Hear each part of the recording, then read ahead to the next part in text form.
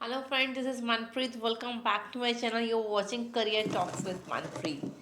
So आज हम इस वीडियो में डिस्कस करेंगे कि if you plan your bachelor's in Germany, then what is good for you? Either you plan for English taught bachelor's or you plan for German taught bachelor's. Yes. English taught bachelors के benefits या German taught bachelors most of the students को ये लगता है कि अगर हम German taught में प्लान करते हैं तो उससे बेटर हमें इंग्लिश टॉट में जर्मन बैचलर्स मिल जाए जर्मनी में। तो स्टूडेंट्स ये बोलते हैं कि हम लोग इंग्लिश टॉट बैचलर प्रोग्राम में एंटर हो रहे हैं और साथ ही साथ हम side by side German language learn कर लेंगे। करेक्ट। आप जर्मन लैंग्वेज लर्न करते हो, उससे आप डेली कन्वर्सेशन कर सकते हो। आपको वहाँ पे पीआर लेने के लिए उस गवर्नमेंट को B2 लेवल का सर्टिफिकेट शो करना है। आपको ये सारे चीज़ों के लिए जर्मन लैंग्वेज तो सीखना ही पड़ेगा, राइट। लेकिन अगर आप उसी कोर्स को, उस डिग्री को जर्मन लैंग्वेज में करते हो तो बेनिफिट ये आता है कि आप उस टर्मिनोलॉजी को भी सीखते हो, राइट। मतलब लैंग्वेज सीखना, लैंग्वेज में बात करना प्लस उस लैंग्वेज में स्टडी करना, फिर उसमें वर्क करना, इस दोनों चीज़ों में डिफरेंस है।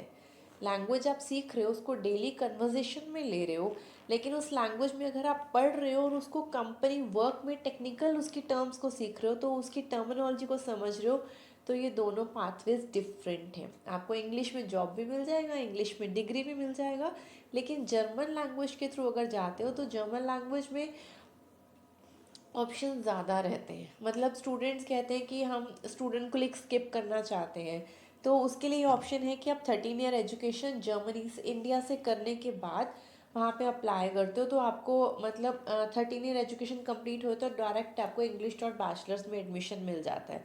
लेकिन अगर आप जर्मन टॉट के थ्रू जाते हो तो वहाँ जाके पहले स्टूडेंट को लिख करना पड़ रहा है, फिर आपको यूनिवर्सिटीज़ में एंट्रेंस मिलता है। मिलते दोनों केसेस में आपको पब्लिक यूनिवर्सिटीज़ हैं, करेक्ट।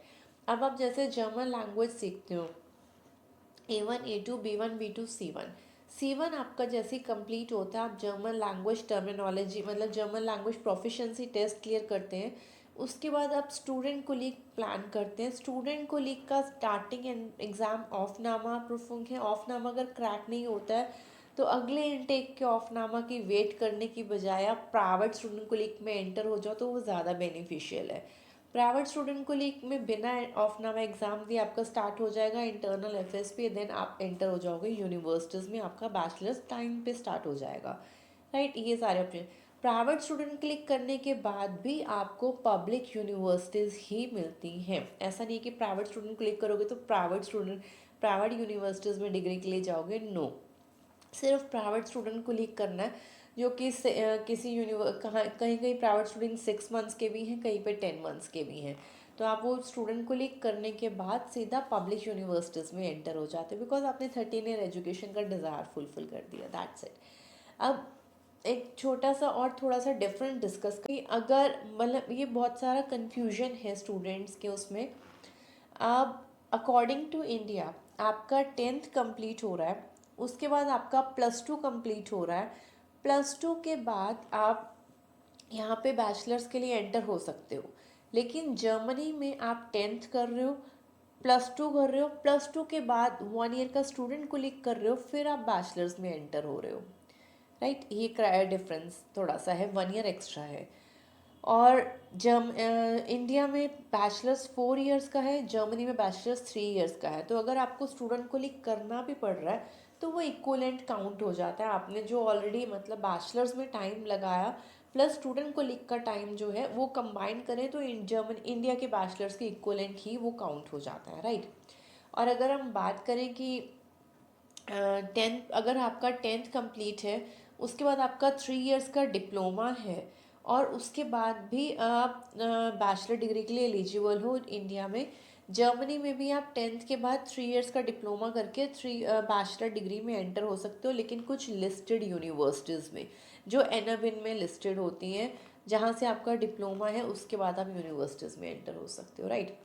और अगर बात करें आपका जैसे, अगर आप बात करते हैं कि आपका 10th कंप्लीट है और 3 ईयर्स का बैचलर्स है, टेंथ कंप्लीट है, ट्वेल्थ कंप्लीट है, 3 इयर्स का बैचलर्स है, लाइक BCA है, BBA है, इंडिया में 3 इयर्स का बैचलर्स है, तो आपकी फाइल जर्मनी के मास्टर्स के लिए एलिजिबल है, येस और नो?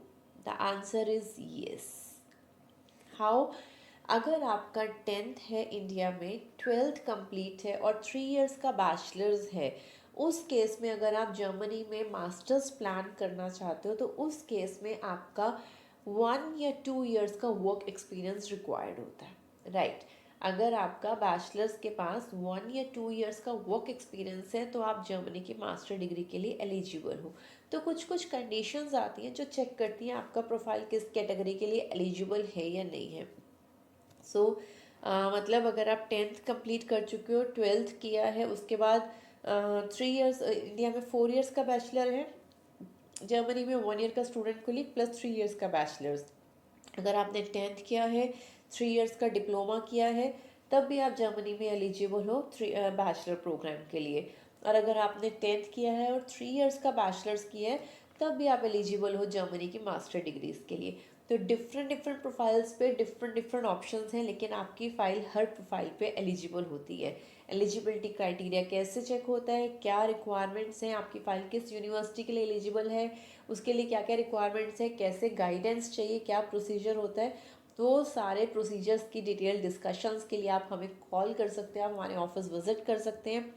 और कुछ भी क्वेरी कन्फ्यूजन है तो आप डायरेक्ट कॉल कर सकते हैं 836802766313।